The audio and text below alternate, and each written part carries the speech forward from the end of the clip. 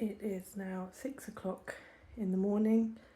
After getting to bed very late, I am now up. Everybody else is in bed, and I am going to be baking some bread for our family to have today.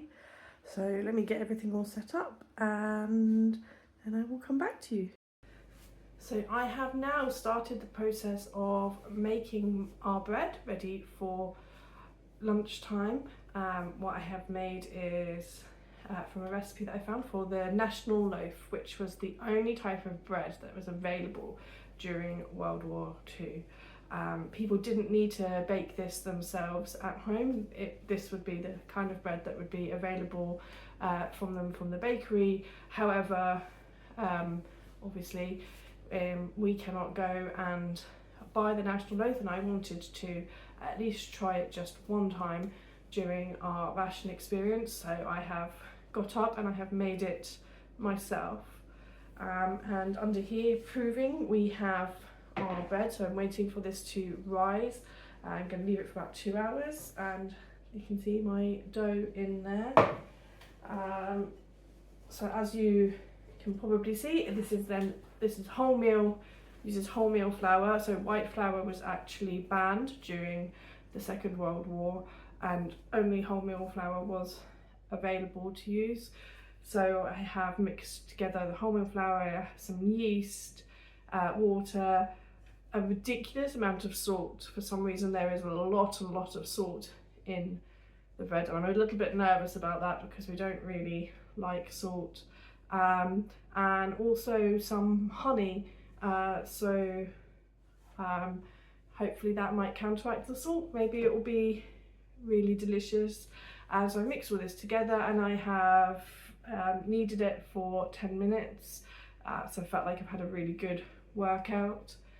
The only other thing that I have kind of noticed just from going through this experience is, so the recipe called to pop the dough into a greased bowl, and usually if I was to grease something I would be using some oil, but this is not available, so I've had to use a bit of our margarine ration just to grease the bowl, and that to me feels like a massive, great big waste of your ration, but obviously you don't want the dough to stick. So we are going to be leaving this for the next 2 hours, and then we'll have a look and see if it has risen. Fingers crossed it has. Breakfast day 1, and we are starting off fairly simple, easing ourselves and the children into this with classic cornflakes and milk. So breakfast cereals were available during the 1940s, but the amount of different types of breakfast cereals that they had was rather limited compared to what we have today. So we have shredded wheat, Rice Krispies, cornflakes, and something that they called Cheerios, which, as you might have guessed, later rebranded and became Cheerios. The boxes of cereal were much smaller than the boxes that you get today, which is why I have measured out from our box into this jar the amount of cereal that we have available to us, and this will be for more than one breakfast this week. So I think that looks like a reasonable amount. So the cornflakes and the breakfast cereals were something that was available on the points ration. So this has cost me 4 points from our amount, but a little bit later today I will explain exactly how the point system works and go into that in a bit more detail. We are about to start our first day of rationing. So what I want to know is, what do you think it's going to be like? Like yum yum. Like yum yum. You think the food's going to be really yummy? What about you, Stephen? I think that it's going to seem a little bit dull compared to the food, because added sugars, fats and artificial flavours that we're used to. I think it's going to be a lot simpler in terms of the range of foods that we're exposed to because of worldwide exports.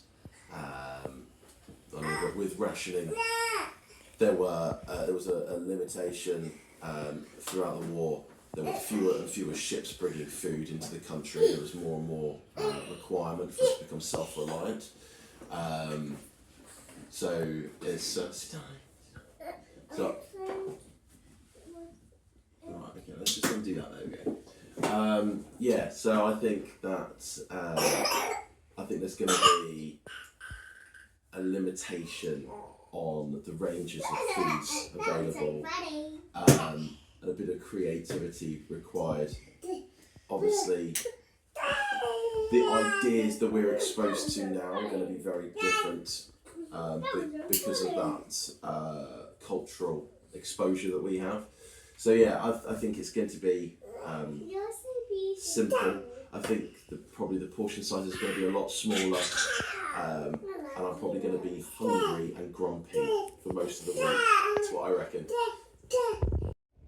So I'm sure we're going to have lots of little revelations and little bits we're thinking about this, but firstly, we have no teacups at home.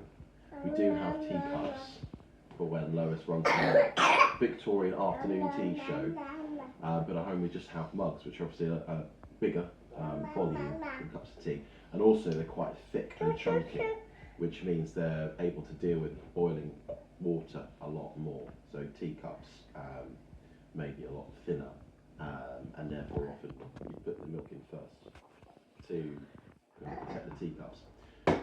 Also, I've got a bit of milk left over in my bowl, and I can imagine actually if we were worried about that, whereas I would just probably chuck a little bit of milk left over in my bowl down the sink, I can imagine actually using that and scooping that into the teacup to use with my cup of tea.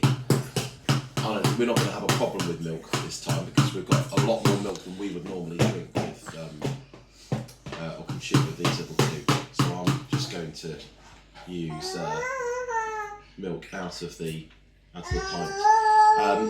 The most appropriate mug that I thought I could use is this one. This has got the symbol for my grandfather's regiment when he served in the war. It's combined operations. We've got wings for by air, we've got a rifle for by land, and we've got a naval gun for by sea. So let's give our tea a little stir. It smelled very strong. I think I could have put much less tea in than I did, which is good. So that means I get more cups of tea. Now, because we're using loose leaf tea, Gabriel, we're going to need to use a strainer. Tea strainer. That fits perfectly in the mug there. I'm going to put that back on. Now, one of the problems with pretty much every single teapot that I've ever owned or used is they all dribble and leak, so I'm going to be very careful. Oh, that's a good colour. A little bit lighter than I would normally have. That's a lot lighter than I would normally have. Never mind. And you see how it's caught the bits? Yeah, so it doesn't go in a cup of tea. Let's put that there. That's so cool, isn't it? That, the colour, is what I would call dishwater. So maybe I didn't put enough tea in. That is not an acceptable cup of tea. Oh, but make a new one! Well, I don't want to waste my cup of tea, so I'm just going to deal with this.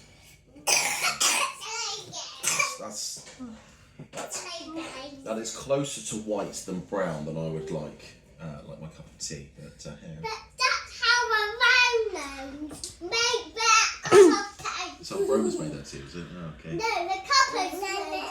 Right. How is it, Daddy? I made it 2 week. I have left this for 2 hours, and as you can probably see, not a lot has happened. After a bit of checking, I think that the yeast that I used was out of date, So I'm gonna try a little bit of a weird kind of fix. So the next stage was to give it a bit more of a knead and to pop it in the tin and leave it for another 2 hours. So I'm going to do that, but I'm going to try adding a little bit more of yeast that is in date to see if we can get this to rise. Otherwise, we're going to have really, really horrible, dense bread. So this is my bread after another 2 hours, and it unfortunately still hasn't risen very much, maybe a tiny bit but not much, but I'm just going to go with it. I'm going to try baking it and see how it turns out. So I have now taken the bread out of the oven. As you can see, it has risen a little bit. So hopefully it's not going to be too bad. Let's try tipping it out onto the cooling rack and we'll have a look. So here it is, just to cool down. It is pretty dense, quite a thin loaf of bread, but it has risen a little bit. It's making a kind of some nice sound when I tap it. So I'm going to leave it here to cool down, and when we're ready for lunch we will give it a taste. Here is our lunch for 3 of us. Gabriel is at nursery, so he will be having lunch at nursery, but the other 3 of us are at home, and we have a ham sandwich made with the national loaf with a very precious ham inside it, and you'll see a little scraping of butter because we don't want to use up all of our butter on day 1. With the salad, so salad was not rationed, so fruit and vegetables were not rationed at all, but not everything would be available all year round, and some stuff was not available at all. My children absolutely love cucumber, but cucumber is one thing that was not really available. So the sandwiches made with my national loaf, which looks okay, better than I was expecting, so we will see what this tastes like. Okay, here is our lunch for day 1. What are your first thoughts? Very tiny sandwiches. Salad, like salad. I like ham. Is that butter or margarine? Butter. Butter. Oh, we're feeling spoiled. I would have a lot more bread than that to fill me up. So I think I'm going to still be hungry. Okay.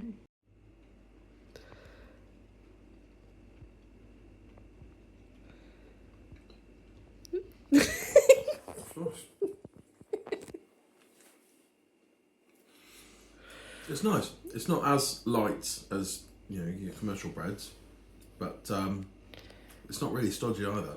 It's quite nice. Well done, Lois. So what do you reckon about your creation, Lois? Yeah, it's okay. Very dense. I quite like wholemeal bread, so it's quite good. But yeah, we've used half a loaf just to make sandwiches for 3 people. That's The what's rest left will over. be used up tomorrow. And one of the things that people were told was that they should have their bread stale, so have it the day after because they can cut it quite thin. But maybe it's because mine came out quite dense, but it's actually, I could cut it quite thin anyway. So I don't think you'd want to go much thinner than that. Otherwise there'll be nothing to hold your sandwich together. But yeah, it actually tastes quite nice.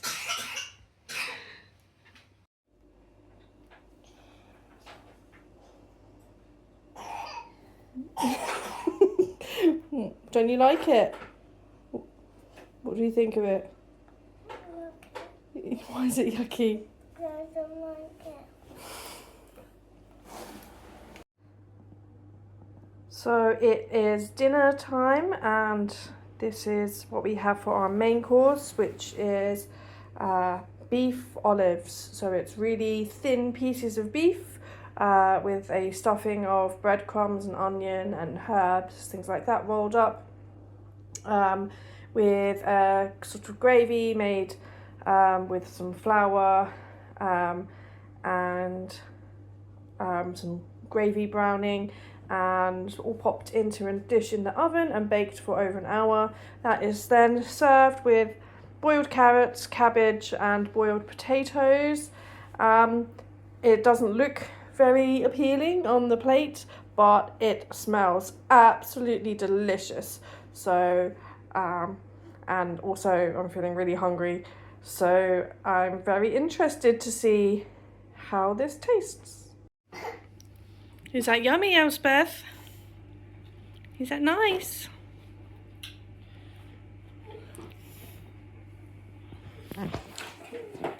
Okay, Daddy, what are your thoughts?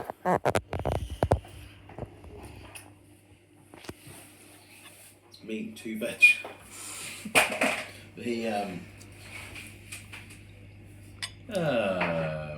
Yeah. It's kind of looks like normal food, really. What have we got here? We've got coils of beef, a thick stew. It's nice, I prefer stew when it's thick. It smells delicious.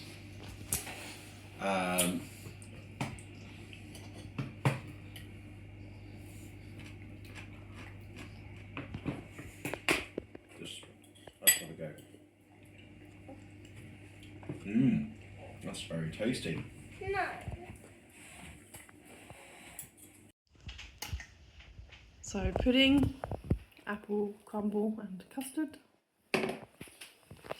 Obviously, egg-free custard, birds, and the colour is very different from and the crumble from what we normally do, because we normally use white flour, but I'm guessing this is wholemeal. It is, yeah.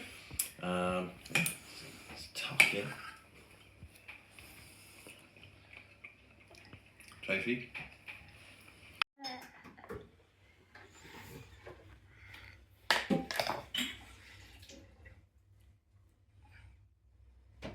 What do you think, Elspeth?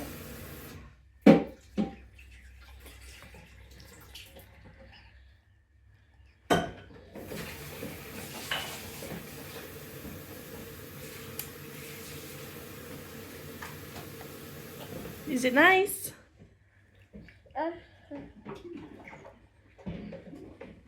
So I went out, I was actually looking for a baking dish, but I couldn't find one. But I did find myself a little smaller teapot, which I thought might make it easier to put just the right amount of water in.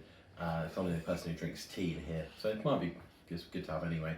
But yeah, we'll see how this goes. It's been in here probably about 15 minutes. I went onto the Twinings website just to kind of figure out how much loose leaf tea they recommended putting in, and they said 1 to 2 teaspoons per person per serving.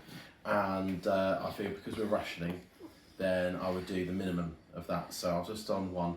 Let's see how we go. It still looks a lot paler than I would do.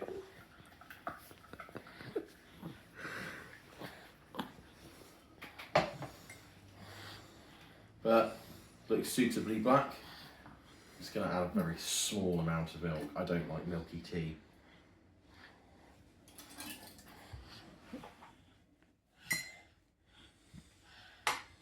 That doesn't look too bad. Looks like an okay amount of tea. Tastes quite nice. So that is day 1 of our rationing all over. So how did you find day 1, Stephen? It was fine. I mean, really, someone might look at what we've done and thought, well, there's nothing out of the ordinary of what you're eating. Cornflakes are still common. Ham sandwiches, effectively, and beef olives, beef stew, boiled potatoes, but it's everything that goes on behind that. and it's the realizations that you make by going through. It's the limitation. So the I mean, certainly now I'm still hungry. It's a hunger I can cope with. Now I know that everyone is probably a little bit bigger. We have bigger portions than people did. What, sort of 80 years ago, 85 years ago. But yeah, it's the thought process to thinking that there's a finite amount of food or resources that we have, whereas last week, if we were still hungry for dinner, we'd have a snack, or have biscuits, or you just or think, oh, just get some more of something, or just get second helpings because we can make more, or we just where we were going to have that seconds tomorrow. We just have it today. If we're still hungry, we'll cook something else tomorrow.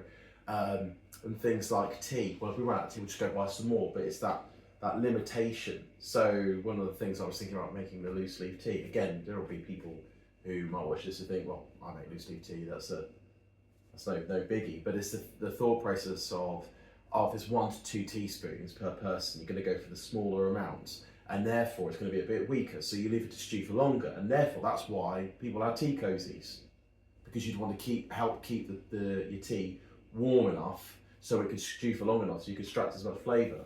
And it's those little realisations that come from that thinking, oh, there's only so much, there isn't more after this. Mm-hmm. That's good. I think for me, it was just the amount of time that I have spent in the kitchen today. I have been in the kitchen pretty much the entire day, just making 3 meals, and it's quite interesting to kind of see like the kinds of meals. They weren't particularly difficult, but just the amount of time involved. It's very easy, I think, for us now to just grab something that's really quick and easy and just do a ready meal or something like that. Even if it's a meal that I've cooked before and then frozen. In 1940s they wouldn't have had a freezer, so everything is going to be cooked completely from scratch, and just very labour intensive. One of the things as well, it may or may not be picked up on the videos, but we've all seemed to have gotten a cold. So our son didn't actually eat any of his dinner that he got back from nursery.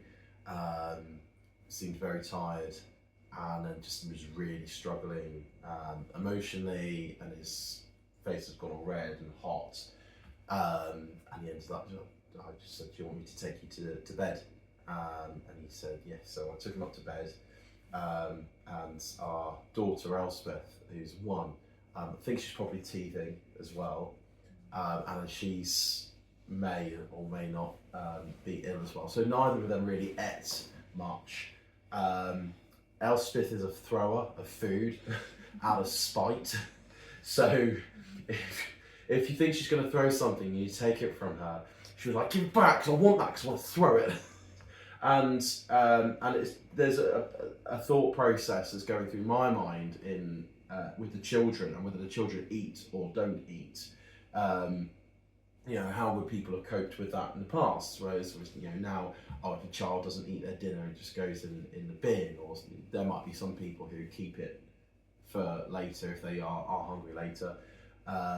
Certainly, fussy eating, I think, is a bit more of a thing that's sometimes catered to. So we've certainly been into households where children can pick and choose what they eat, but with a limitation, there is no choice, and if there is no more after that. And so I was thinking, taking Gabriel up to bed without having had any dinner, because he just didn't want to, couldn't eat. I was thinking, if you're not had any dinner, you're missing out that food. And that may have an effect later on. And what do we do with that food? Well, Gabriel's not touched that food. Is it going to keep? Probably not. Okay, who wants some seconds? And I'd also imagine that if you wanted, if there was an opportunity to have some more food, you're going to take that opportunity. You're not going to steal food out of your children's mouths, but if they're not eating it, you're not going to waste it.